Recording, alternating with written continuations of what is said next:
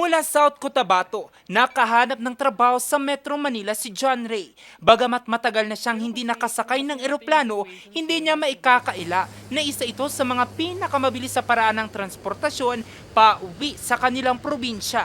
Importante kasi makauwi eh. Yun yung pinaka-importante din talaga din eh. Pero malaking hamon daw para sa kanya at iba pang pasahero ang mahal na presyo ng ilang domestic flights. Para makatipid, dumidiskarte siya. Walang problema kasi pero may mga, di ba may mga season din naman na mura, di mag-book ng mas maaga para mas makamura po. Pero para kay Maria, bagamat mahal ang domestic flights, worth it naman ang presyo sa ganda ng mga lugar na papasyalan. Especially if you aim to go places, I don't think you would consider that something that disrupts your intention of going around, see after the scenery and everything, things that you can attain if you go other places.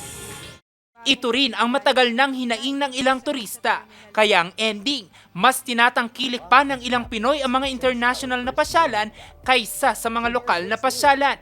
Ang problemang ito na ipaalam na sa Department of Tourism at Department of Transportation. Issue po yan na mas lumalabas, na mas mataas ang airfare patungo halimbawa na lang sa Siargao as compared kung pupunta sa ibang bansa. Ayon sa DOTR, maraming dahilan daw kung bakit mas mahal ang domestic flights kumpara sa mga international flights. May mga nag-ooperate, mga smaller aircraft na nakakapag-accommodate lamang ng 60 to 70 passengers, pero pareho po ng operational cost as compared sa jet economics na nakakapag-accommodate ng 200 passengers.